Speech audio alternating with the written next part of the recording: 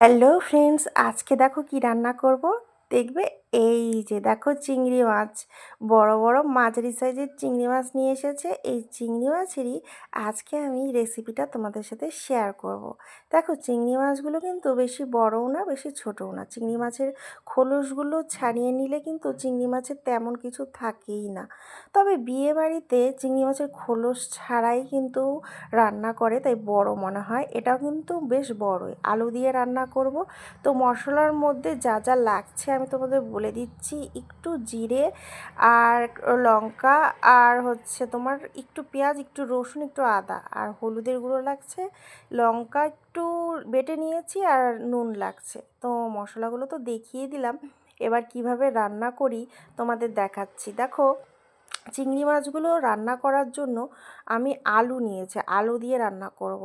তো এমনিতে চিংড়ি মাছগুলো অন্যভাবেও রান্না করি, আজকে আলু দিয়ে করব। তো চিংড়ি মাছগুলো প্রথমে ভেজে নিচ্ছি, নুন হলুদ মাখিয়ে প্রথমে ভাজতে হবে চিংড়ি মাছগুলো। চিংড়ি মাছগুলো লাল লাল করে ভেজে নামিয়ে তারপরে আমি রান্নার প্রসেস শুরু করব। তোমরা কে কে চিংড়ি মাছ খেতে পছন্দ করো আমাকে বলো তো। আমার তো ভীষণ একটা প্রিয় খাবার। তো আলুগুলোও দিয়ে দিলাম। আলুগুলো প্রথমে লাল লাল করে ভেজে তারপরে সেগুলো নামাবো। নুন হলুদ দিয়ে লাল লাল করে আলুগুলোকেও আমি ভেজে নিচ্ছি। আলুগুলো ভাজা হয়ে গেলে দেখো লাল লাল হয়ে গেছে অনেকটা আলুগুলো। তো আলুগুলো ভাজা হয়ে গেলে নামিয়ে রাখবো। এই দেখো নামিয়ে রেখেছি। তারপরেই এই যে দেখো চিংড়ি মাছগুলো ভেজে নামিয়েছি, এটাও দেখাচ্ছি। তো কারেন্ট চলে গেছিলো, তাই ক্যামেরাটা একটু একটু মানে অন্ধকার অন্ধকার দেখাচ্ছে, একটু অ্যাডজাস্ট করে নিও প্লিজ। তারপরে কারেন্ট চলে আসছে, তারপরে এগুলো খুব সুন্দর।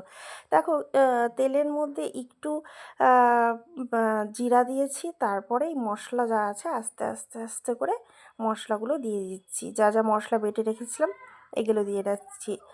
তো মশলাগুলো ভাজা ভাজা হয়ে গেলে, মশলাগুলোর থেকে যখন তেল বের হবে, তখন আমাদের রান্নার প্রসেসটা আস্তে আস্তে শুরু করব।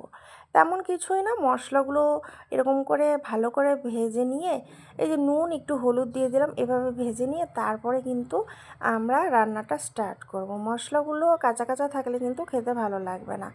তো মশলাগুলো কষাচ্ছি। মশলা কষানি হয়ে গেলেই আমরা মশলাগুলোর মধ্যে আলু দিয়ে দেবো। যেগুলো আলু ভেজে নামিয়েছিলাম সেই আলুগুলো কিন্তু দিয়ে দেবো। এই আলুগুলোর সাথে মশলাগুলো কিন্তু বেশ কিছুক্ষণ আমরা ভাজবো। তো বেশি ভাজা না করলে কিন্তু একটা কীরকম আস্তে গন্ধ করে। তো দেখো এরকম মোটামুটি ভাজা হয়ে গেছে, তারপরে আমরা একটু জল দিয়ে দেব। আর এই যে দেখো কত সুন্দর কালারটা, তোমরা জাস্ট দেখো, আমার তো ভীষণ ভালো লাগছে দেখে। আসলে কারেন্ট চলে গেছিলো, তারপরে কারেন্ট চলে এসেছে, তারপরে তোমাদের ভালো করে দেখাতে পাচ্ছি। মানে আমি ভিডিও শ্যুট করতে গেলে কত রকমের যে সমস্যা আসে তোমাদের কি বলবো। তো এই যে কারেন্ট চলে এসেছে জন্য কালারটা খুব সুন্দর দেখতে পাচ্ছ। এখন কিন্তু সমস্ত কালার কিন্তু ভালোই দেখতে পাবে। তো মোটামুটি দেখো কি সুন্দর হয়েছে গ্রেভিটা। তো এভাবে কিছুক্ষণ আমরা নেড়ে চেড়ে হালকা একটু জল দিয়েছি, একটু কষিয়ে নেব। তারপরে কিন্তু একটু বেশি করে জল দিয়ে দেবো, কারণ বেশি জল না দিলে কিন্তু জিনিসগুলো ঠিক মজবে না। তো ওই যে জল দিয়ে দিয়েছি, আর কিন্তু চিংড়ি মাছগুলো কিন্তু দিয়ে দিয়েছি। তোমাদের এক্ষুনি আমি দেখাচ্ছি। এই দেখো চিংড়ি মাছগুলো দিয়ে দিয়েছি। এইগুলো কিছুক্ষণ ফুটবে, তারপরে গরম মশলা দিয়ে নামিয়ে ফেলবো। দেখো নামিয়ে ফেলেছি। কি সুন্দর লাগছে দেখো, তোমাদের কিন্তু আমি দেখাচ্ছি। দেখো ঝোলটা একটু বেশি করেছি, কারণ দুবেলা খাবো তো তাই। তো একটু তোমরা মাখা মাখা করে করতে পারো। কেমন লাগলো অবশ্যই জানাবে, আর চ্যানেলটিতে নতুন হলে অবশ্যই সাবস্ক্রাইব করে দিও।